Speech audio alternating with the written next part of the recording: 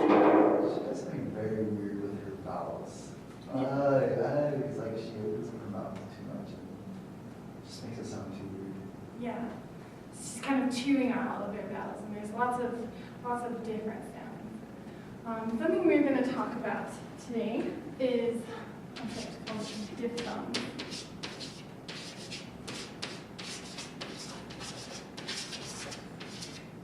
Have any of you heard of diphthongs before or know what diphthongs are? Heard of it, I don't know much about it. I've heard of them, but it was just some random word, and I didn't know it was an actual word. Great. Okay. Well, on the paper I've given you, there's a short definition of diphthongs. So a diphthong is thinking about syllables. When you think about syllables in a word, it says a diphthong is when two vowel sounds are in the same syllable, functioning as a unit. There are also triphthongs, which it talks about, which is three vowel sounds in the same syllable. It gives the example of the word chaotic, which is not a diphthong because the vowels are in different syllables, chaotic. But there are lots of times when we tend to put two different vowel sounds on one syllable. And this is when we focus on classical English singing, our number one principle that we want to avoid diphthongs. And so they're like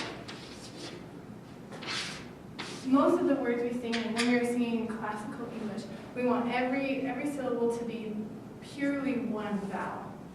And so, if we think about the example of Eliza Doolittle singing, her saying, "All I want," if we sing it properly, instead of "All I want is a place," something like that. Instead, it would be "All I want is a place somewhere," like keeping it single vowels on every syllable, and obviously beautifying it so that it's a beautiful, understandable text. So some of the vowels that we tend to diphthong on without thinking in American English is when we're saying the vowel A, or where a sound like A, or when we're saying the vowel O.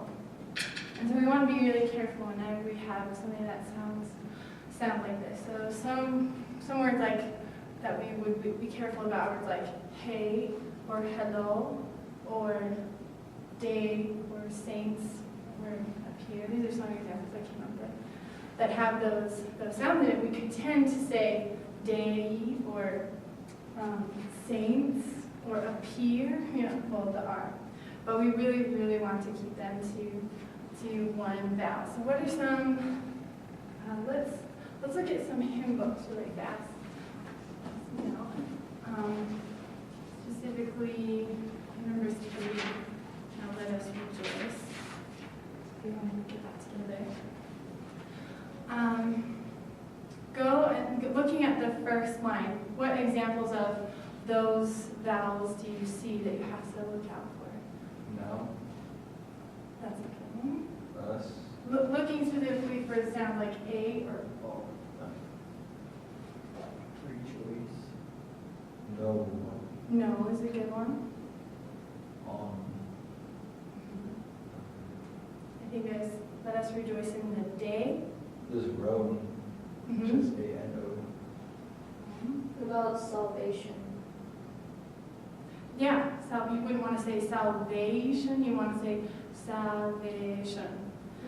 When you talk about Rome, if we don't look so much at the letters that are in the word, but the sounds that they actually make, so because we don't say Roam when we say Rome, we just say Rome. So we keep it to the one vowel, right?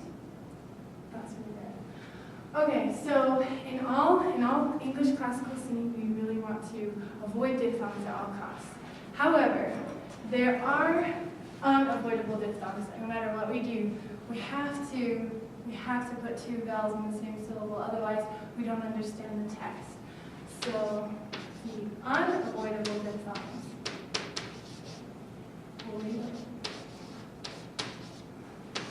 There are 3 of them. They're outlined in your text, but they are specifically in the International Phonetic Alphabet, which is an alphabet that defines sounds. So the 3 are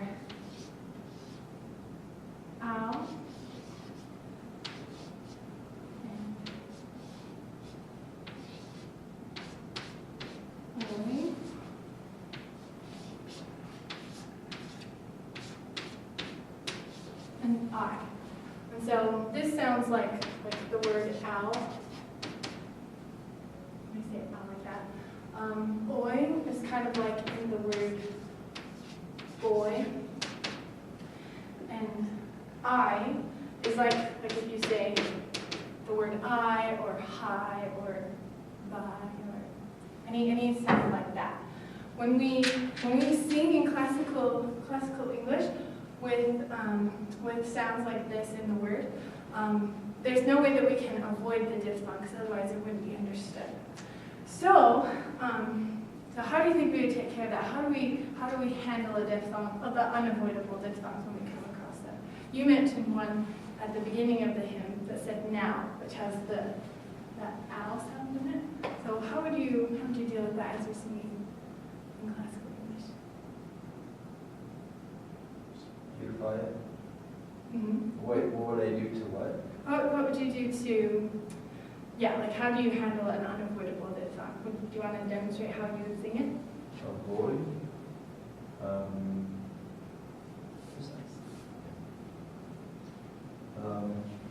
Now let us rejoice in the day of salvation, no longer as strangers on earth. Thank you. Need we roam? So when you said now, you couldn't avoid it. You had to say now, right? So, exactly. So there's something that we call a 90-10 rule. It's kind of like 90%, 10%. So whenever we come across an unavoidable diphthong, we are going to spend 90% of the time of that syllable on the first vowel. For example, when you said now, there's vowel ah and the vowel now. And so we're going to spend 90% of the time on the ah part of now, and then we'll just kind of tack on that like the last 10% before we go on. So if I was going to sing Now Let Us Rejoice, I would say, now let us rejoice in, like that. So that you can still understand that I'm saying the word now, but I'm keeping my vowel as pure as possible and just tacking on that sound at the end, the very last 10%, so that you can still understand. So now you know the 3 unavoidable diphthongs. I'd like you to take a minute looking at the hymn, and I'll get you each a personal copy, and see how many, and marking in pencil, how many of the unavoidable diphthongs you can find in the hymn. Okay. All good? Okay. All right, so let's go through the first verse together. Debbie, we already talked about now and rejoice. So what's the first one you found after that? Salvation. Salvation.